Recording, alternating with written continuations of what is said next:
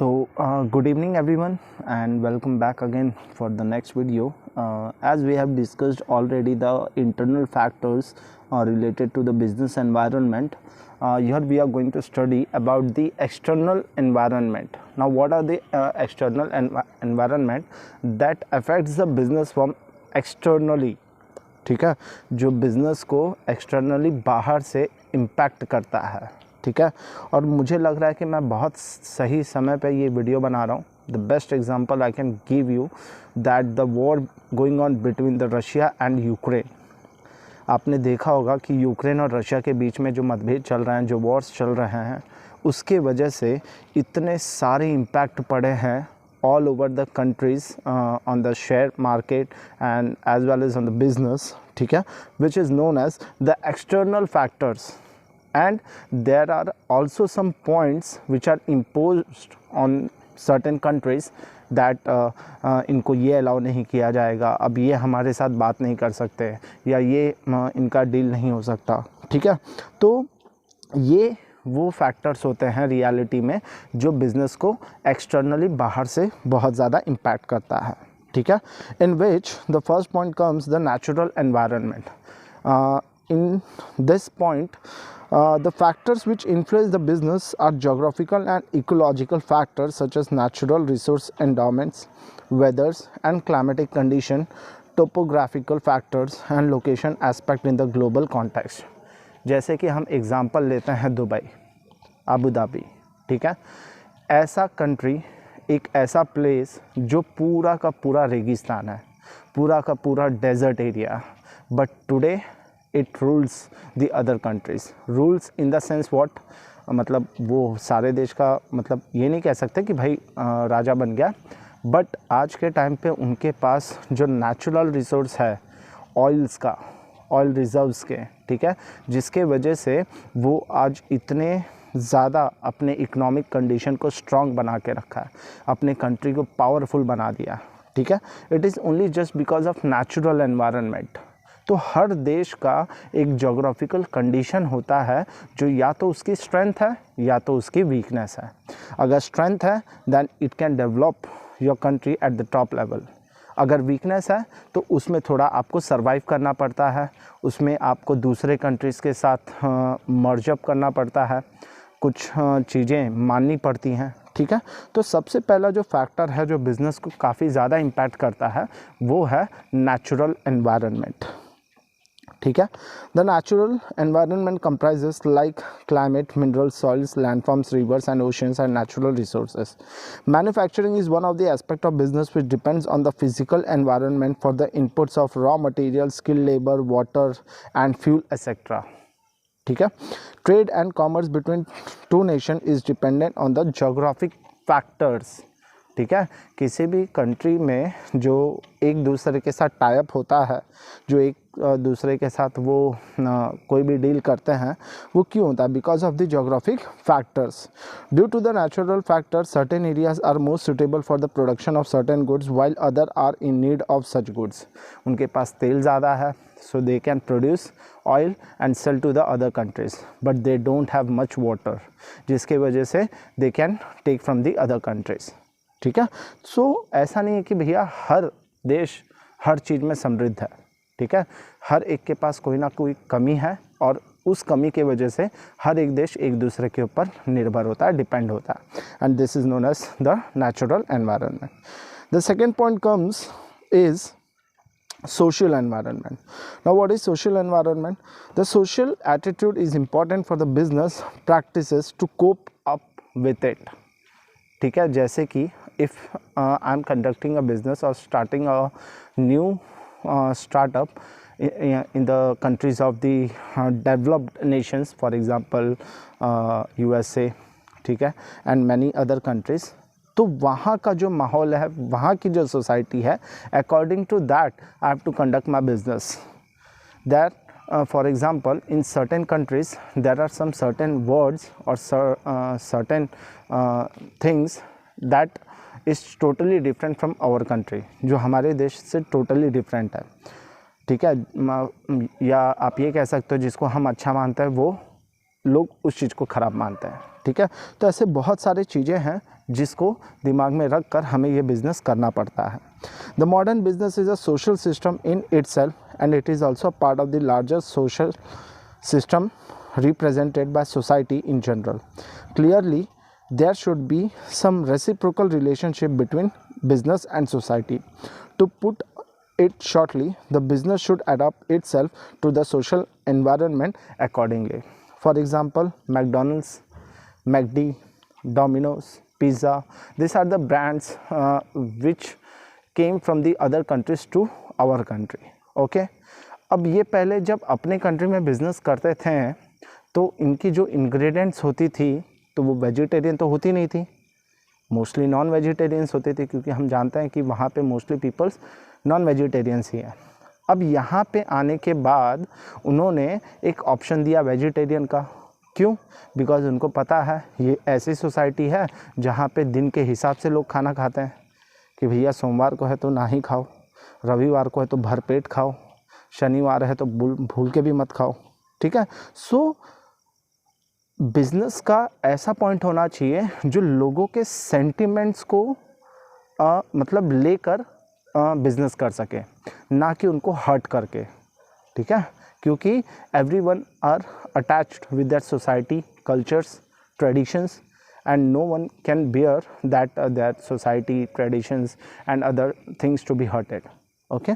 सो इसमें बिजनेसमैन की रिस्पॉन्सिबिलिटी होती है कि आप जिस देश में भी जाओ, जिस स्टेट में भी जाओ या जिस सोसाइटी में भी जाओ, अकॉर्डिंग टू दैट अपना बिजनेस कंडक्ट करो. ठीक है. So the second point which affects externally to the business is known as social environment. ठीक. The third point is I am not going to discuss the sub points because the video will be very lengthy, due to which I think so it will be not better to discuss that. Okay, so main जो points है बस वही discuss कर रहा हूँ और उसके बाद आगे देखेंगे. The third point comes that the political environment. Now this is the point where the countries comes to an end for the tie-ups, for the business, for the deals, etc. Means if the government of one country coordinates with the government of the another country, then it can be a multi-bagger business. But when it comes to a point where both the parties do not understand to each other, then the business comes to an end. Then you are not multi-bagger, then you are multi-beggar. Okay. So political environment भी एक ऐसा factor है जो आपको multi bagger भी बना सकता है या मल्टी बैगर भी बना सकता है. ठीक है. तो ये डिपेंड करता है the relationship of the governments between the countries. Okay. All the business firms are affected by the government and its policies. Political forces decide the nature of business program and project to be undertaken for the development of the country. For example, नोटबंदी was the decision taken for many points, but directly or indirectly it also affected the business. After certain points it recovered it, but जो loss हुआ लोगों को वो तो हुआ ही. अब क्या कर सकते हैं? We can't change the law, we can't change the decisions of government, because at the last they are the powers, okay, and we have to bear it. ठीक है. तो ऐसे इसे कहते हैं हम पॉलिटिकल एनवायरनमेंट. ठीक है. तो अभी आज के समय पे जो रशिया और यूक्रेन के बीच में चल रहा है, it is also political environment. इसके पहले जो अमेरिका और चाइना के बीच में चल रहा था related to their some points, वो भी एक क्या था, पॉलिटिकल एनवायरनमेंट, जिससे दोनों के बिजनेस को इफेक्ट पड़ रहा था. ठीक है. और उनके साथ साथ अलग कंट्रीज़ को भी इफेक्ट पड़ेगा. ठीक. Political stability gives the signal of strength, confidence to various interest groups and investors in the long term projects. देखो, बिजनेसमैन उस जगह पे सक्सेसफुल हो पाएगा जहाँ की सरकार स्टेबल है, जहाँ की सरकार में कंटिन्यूटी है. ठीक है. Means once they are elected for 5 years, then it is an assumption that they will rule the country for 20 to 25 years. तो एक ऐसे एनवायरनमेंट में रहकर बिजनेस करना जहाँ पे हमें कंफर्म पता है कि इस देश का गवर्नमेंट 25 से 30 साल तक रहेगा तो वहाँ पे एक बिजनेसमैन आराम से अपनी बिजनेस कर सकता है। क्यों? क्योंकि जब बिजनेसमैन बदलता है तो पॉलिसीज़ बदलती हैं, पॉलिसीज़ बदलती हैं तो इसमें बिजनेसमैन को भी अपने टर्म्स एंड कंडीशन पॉलिसीज़ सारे चेंज करने पड़ते हैं, जिसमें कहीं ना तो कहीं थोड़ा उन्हें भी दिक्कत होता है। तो हर एक बिजनेसमैन चाहेगा कि उस देश में अपना बिजनेस करे जहाँ की गवर्नमेंट स्टेबल हो, ताकि उनके साथ कोऑर्डिनेट करके अपना बिजनेस आगे बढ़ा सके। ठीक है, सो पॉलिटिकल एनवायरनमेंट भी एक ऐसा पॉइंट है जो सबसे ज़्यादा एक्सटर्नली इम्पैक्ट करता है बिजनेस को। Okay, so next point is economic environment. What is an economic environment? अर्थव्यवस्था। अगर आपकी अर्थव्यवस्था या आर्थिक स्थिति सही नहीं है तो कौन बिजनेसमैन आएगा आपके साथ, आपके रीजन को या आपके कंट्री को सुधारने के लिए? क्योंकि बिजनेसमैन को क्या चाहिए भैया? पैसा। I know they also work for the development, but for development they also need some powers. ठीक है, तो अर्थव्यवस्था भी एक ऐसी पॉइंट बन जाती है जहाँ पे बिजनेसमैन बहुत सोच समझ के अपना बिजनेस स्टार्टअप करता है। ठीक है, या वहाँ पे एस्टैब्लिश करता है। तो being a businessman, he will always think about the point that whether the country is economically stable or not, whether it is developing or not. Okay, and after that he will take the decision that what we have to do, what kind of business we can start there. Okay, the survival and success of the business firm fully depends upon the economic environment. The economic environment comprises of economic condition, economic policies, basic economic philosophy, infrastructure, national income, etc etc. ठीक है, तो ये मैं बस समझाने के लिए आपको बता रहा हूँ। ठीक है, तो इकोनॉमिक एनवायरनमेंट क्या होता है? वो स्थिति होती है जिस स्थिति में उस देश के सारे लोग सर्वाइव कर रहे हैं। और अगर आप उस देश में जाके अपना बिज़नेस सेटअप करते हो तो आप कैसे सर्वाइव करोगे? क्या आपकी बिज़नेस ग्रो करेगी, नहीं करेगी, डेवलप करेगी कि नहीं करेगी, ये इसी से ही पता चलेगा। ठीक है, the next point is there the most important technological environment. अभी अभी जो एक्सपो 2020 चल रही दुबई में, ठीक है, आप वहाँ पे देख सकते हो कि सारे कंट्रीज़ ने अपने अपने टेक्नोलॉजीज़ को, अपने अपने चेंजिंग एनवायरनमेंट को शो किया है। ठीक है, इन विच द जापान और the most developed countries try to develop that technologies, because कहीं ना तो कहीं टेक्नोलॉजी भी आज के समय पे काम कर रही है जो लोगों के लाइफ स्टाइल को चेंज करता है, जो लोगों के बहुत सारे बेसिक नीड्स को फुलफ़िल करता है। ठीक है, क्योंकि अब जैसे कि समझो कोई मैन्युफैक्चरिंग कंपनी है, मैं फॉर एग्ज़ाम्पल शर्ट्स बनाता हूँ। ठीक है, अब मेरे यहाँ पे टेक्नोलॉजी नहीं है लेकिन मैन पावर बहुत है। ठीक है, तो मैंने क्या किया, मैन पावर रख के काम करा लिया, मेरे टारगेट्स भी पूरे हो रहे हैं।